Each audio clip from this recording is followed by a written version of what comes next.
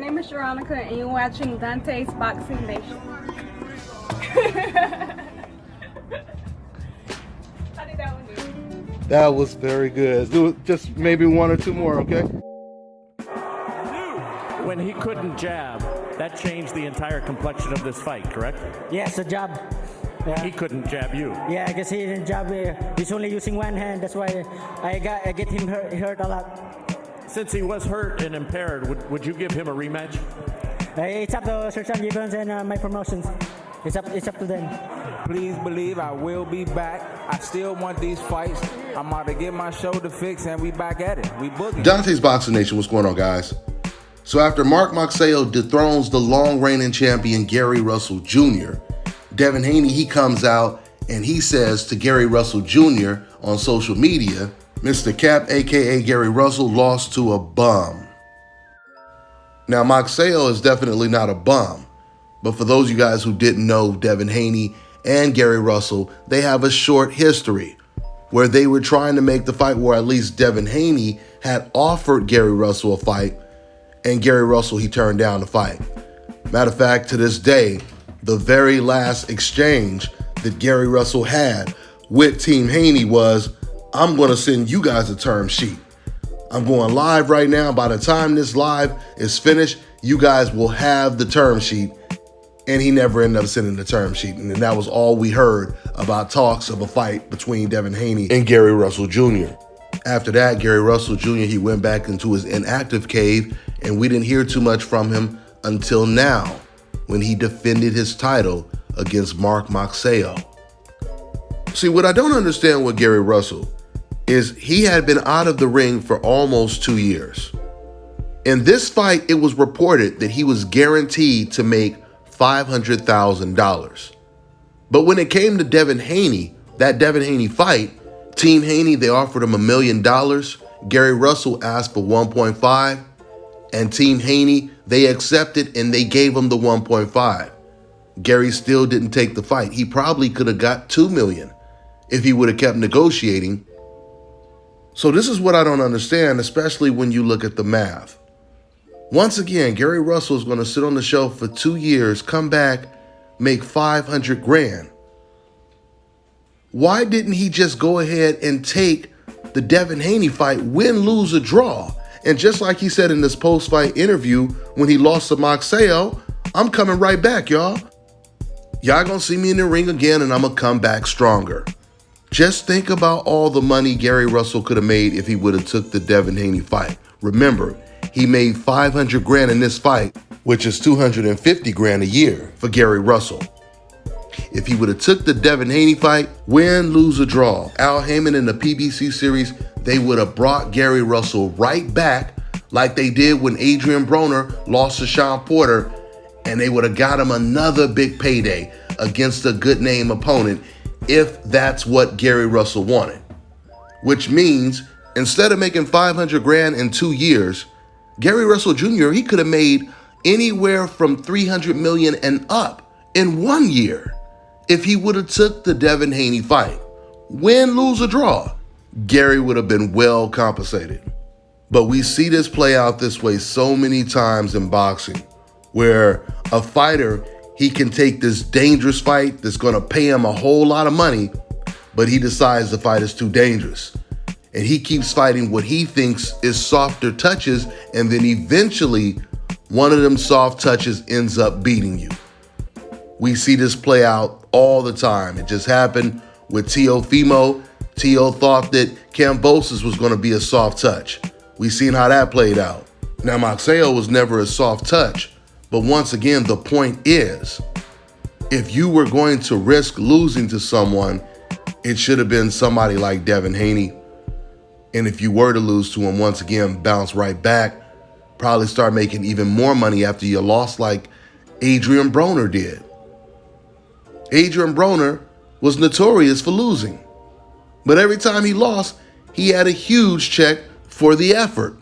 Now, we clearly seen that Gary Russell Jr., he was injured in his fight against Mark Magsayo. He injured his right shoulder. Right after he hit Magsayo with a jab, he felt the pain in the shoulder. From that point on, he literally never threw. a jab again. He did not use the right hand at all. In fact, I actually have the Showtime stats to prove it. And the reason why I want to show you this, because by way of contrast, when Manny Pacquiao said that he was injured when he lost to Floyd Mayweather, when Lomachenko said that he was injured when he lost to Teofimo Lopez, both of those fighters, their so-called injured shoulder, they continued to punch with it. The stats look the same. But once again, here's the stats for Gary Russell Jr. Okay, you guys can see right here in this graphic, the first 2 rounds, Gary Russell threw 22 jabs. The third round, he threw 17. Then he dropped down to 2, 1, and then after that, it was all 0. He threw no more jabs. He didn't use his right arm at all for the entire night. So you remember when all of these racist fans, they made excuses for why Terrence Crawford beat Jose Benavidez, why Floyd Mayweather beat Manny Pacquiao, why Floyd Mayweather beat Canelo Alvarez, and the long list just goes on and on and on. Well, now these are the same fans that are saying, hey man, no excuses, Gary Russell lost. At the end of the day, you can use whatever word you want to use to explain it. Hell, you can use the word excuse in Spanish if it makes you feel better. But that does not change the facts that Gary Russell was fighting this man with one arm. That's a fact. That is a statistical fact. Now, once again, talking to these race fans, do you guys really want to go all across the board and remove excuses for all of the past fights? All of the fighters that lost and made an excuse for why they lost. You sure you want to do that? Because I'm telling you right now, you're not going to like the results. Because the majority of those people making excuses for losing are going to be your favorite fighters, which is obviously any fighter who's not black. I guarantee you that. Shoot, now come to think about it, I might just have to make a separate video and put out all the stats of fighters who lost and had an excuse for why they lost.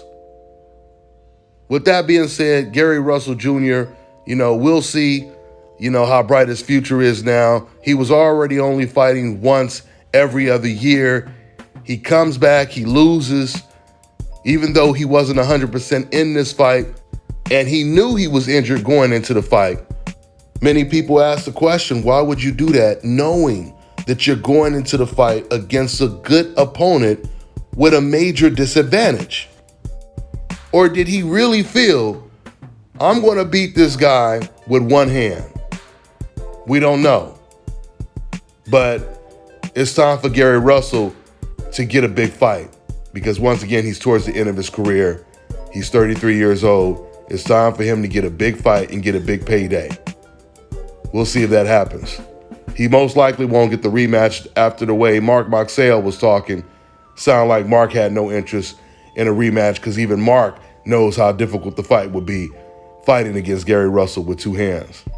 That's all I got for now, guys. I'm on to the next one. All right, now check this out, guys. If you're looking to repair eczema scars, burns and bruises, dark spots and blemishes, then this right here is the perfect product for you guys. It's called LO Deki Face and Body Oil. Athletes and top-ranking boxers, they're also using it after training to reduce swelling, inflammation, and to ease the pain. So get yours today. Go to lodeki.com, like them on Facebook, and follow them on Instagram. Fellas, I've got some great news for you. If you've lost your hair or have a receding hairline, the time has come when you can finally get your hairline back through a process called scalp micropigmentation. So here's how it works. It's a hair tattoo that replicates the look of your hair follicles when you have fully shaved it down. So to get this hookup, make sure you follow and contact my man Scalp Carolinas on Instagram.